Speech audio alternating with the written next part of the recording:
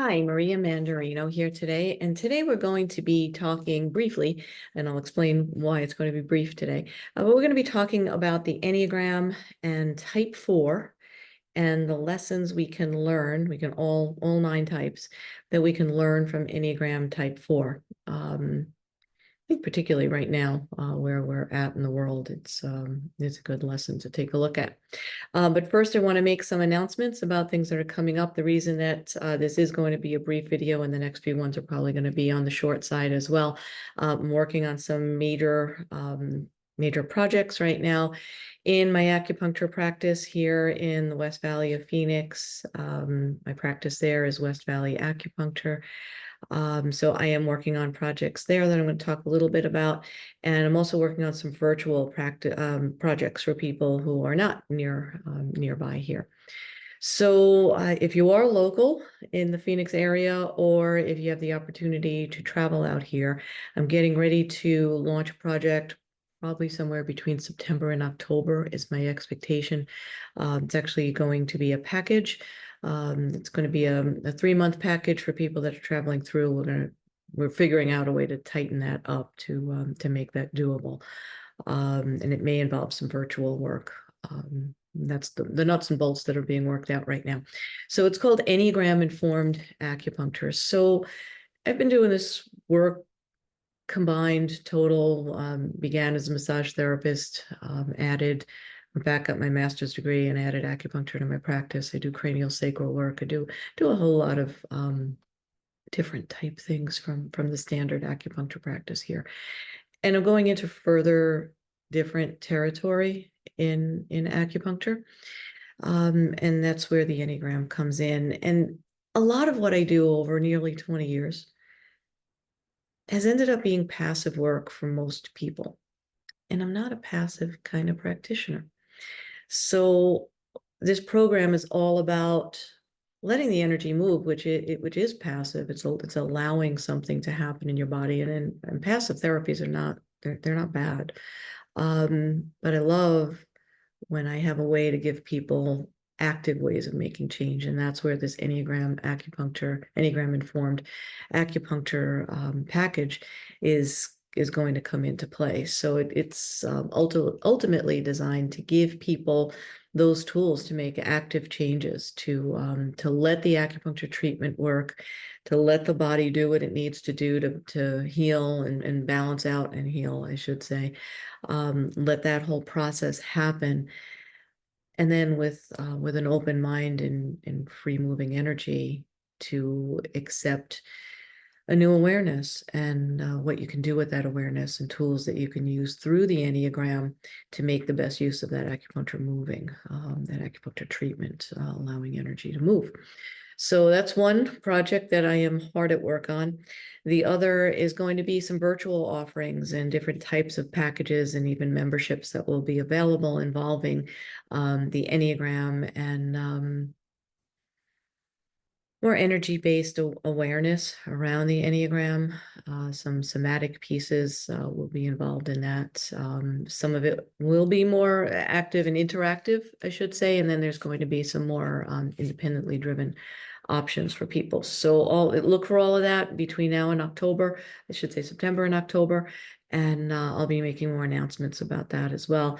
Make sure you're following me on social media if you're interested in the work that I do. I am on Instagram. You can find all that under West Valley Acupuncture. It's West_acupuncture_Valley_acupuncture. That's my Instagram. So, and if you just go to my website, mariamandarino.com, in the top upper right corner, you'll find all my social media links. So you can also get me there. The other thing I do want to make a short announcement about is, again, if you're interested in updates and finding out what's going on and just staying connected, because colleagues of mine are equally uncertain right now about just relying on social media for people to stay in touch. That has a lot to do with just how easy it is for things to kind of fall off the radar right now with different electronic ways of connecting. And we saw that happen just a couple of weeks ago.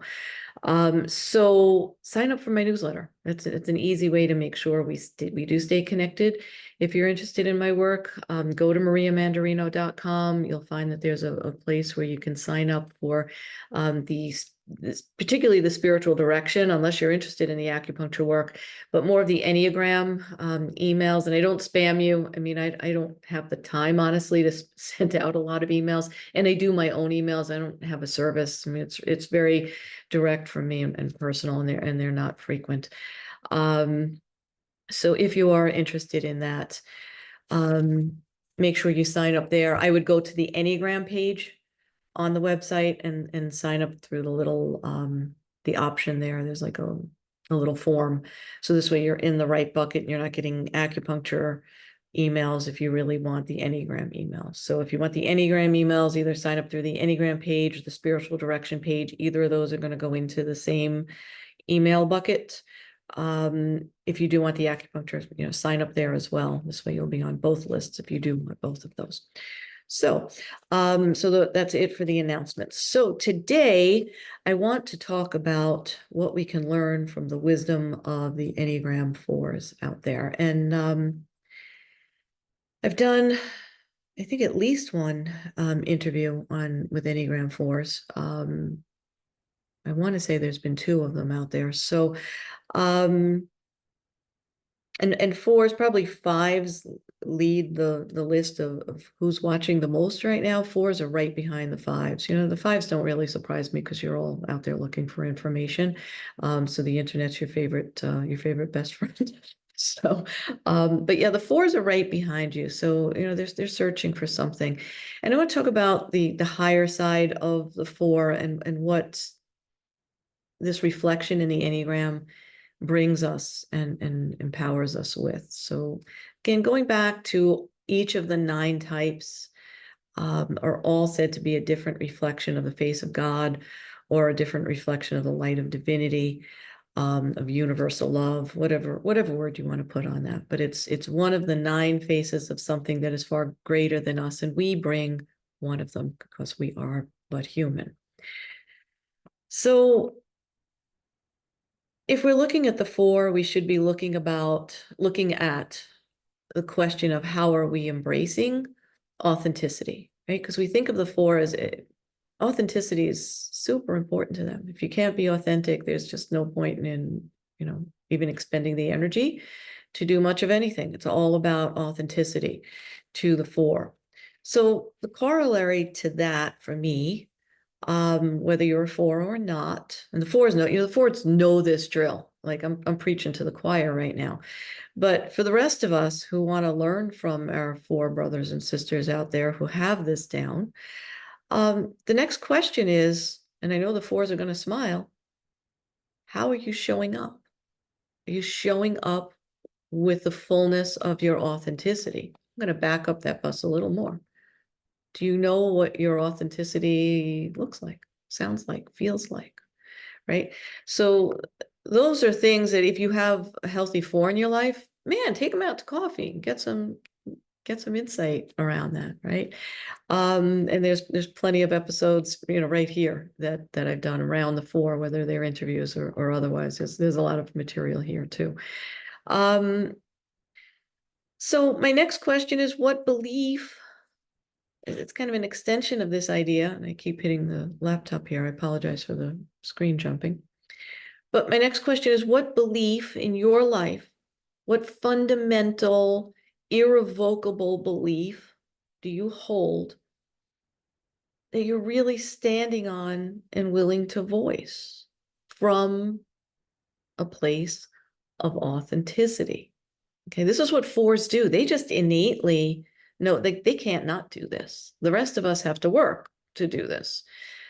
So what belief are you really standing on? What are you voicing? How does it feel when you do that? What are you feeling somatically, in your body? What does it feel like to use your voice to stand on your beliefs? Do you know what those beliefs are? How much time have you spent exploring those beliefs and then giving yourself the freedom, the courage, whatever it is, to say them? right? And say them with love, not just to run around saying what you think and, offend people or hurt people. That's not what this is about. This is about authenticity.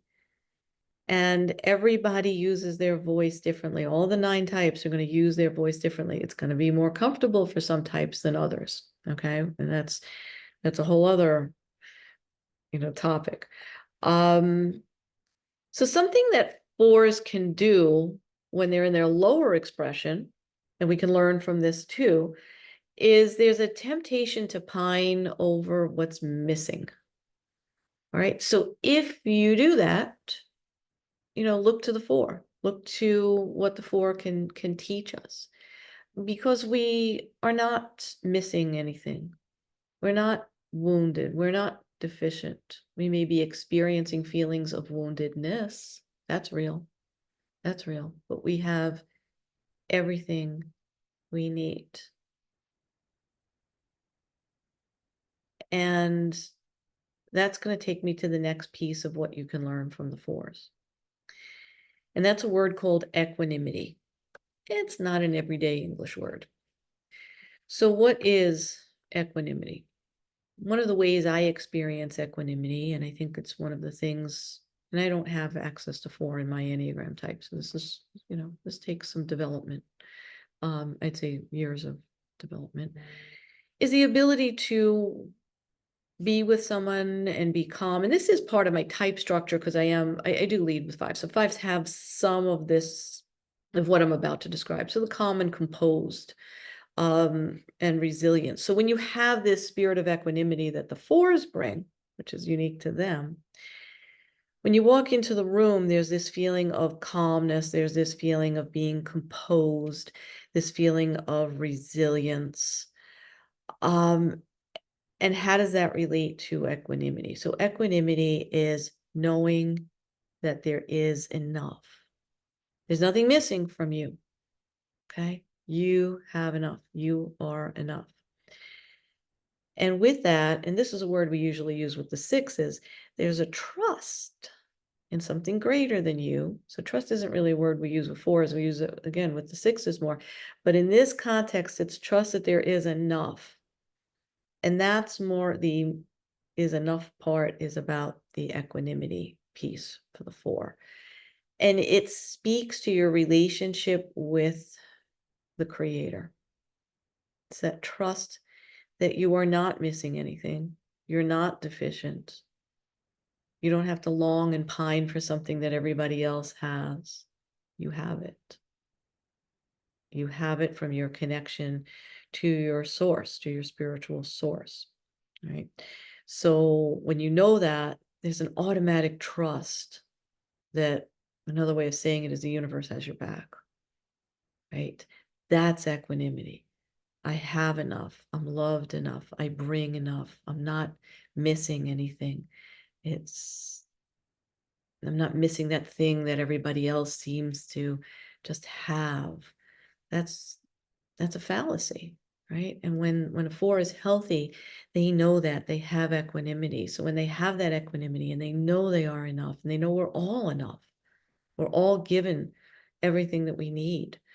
When they know that, they can walk into that room and be calm and feel grounded and feel resilient. And people feel that, not just that they feel it, but the people that you're connecting with feel that from you. And 4s, the other thing I want to point out is 4s love not just connection, but being able to connect deeply. And when you feel you don't have enough, you can't connect deeply. And that's the lower 4. That's what the lower 4 does. When that 4 knows they have everything and that it comes from something greater than them, that's when they can do all the deep connecting, all the relationship connecting that 4s are just so brilliant at. So that's kind of what I want to leave you with today. Again, where can you embrace authenticity? What does authenticity feel and look like to you? Because depending on your type structure, you might not even have words for that. So work with that if you don't. Maybe do some journaling, maybe take someone that you trust out to lunch or coffee and ask them what they feel is your what represents your authenticity to them, what makes you authentic to them. Ask yourself, how am I showing up? Am I showing up authentically? Are my beliefs aligned with what I'm voicing? Am I voicing my beliefs? Do I know what my beliefs are? Do I need to really explore those a little more and learn from the four and able in order to do that? Um, am I tempted to pine over what I think I might not have, what might be missing? How can I resolve that within myself? How can I be active? Again, getting back to that active passive idea of what healing can look like. How can I actively work on that? To not be focused on what's missing, but to be focused on what is and what I do have. And embrace that spirit of equanimity, um, trusting and knowing that there is enough and you have enough and you are enough. Also want to point out that I believe it's tomorrow. We are going into a new moon in Leo. Um, Leo is represented by the sun, so it's a bright energy. It's a new moon. It's a new beginning, and it's a bright new beginning here in August, which is also Leo season. So the sun is there as well. So the sun and the moon are there, I believe, again, as of tomorrow. It's this week. So use that energy to find your authenticity and bring your authenticity forth. Again, with a nod to the healthy fours out there. Would love to hear your thoughts on this, whether you're four, whether you know a healthy four, what you've learned from them, maybe what you need to learn. Please drop a comment. Remember to like the episode. These things really help. We've just crossed 400 subscribers. Would really appreciate if you're not already subscribing to the channel. Would really help me out if you would click that subscribe button and the alert so that you get alerted when there are new episodes. And share the episode. And you have a great week ahead. All right. Thanks for being here. Bye.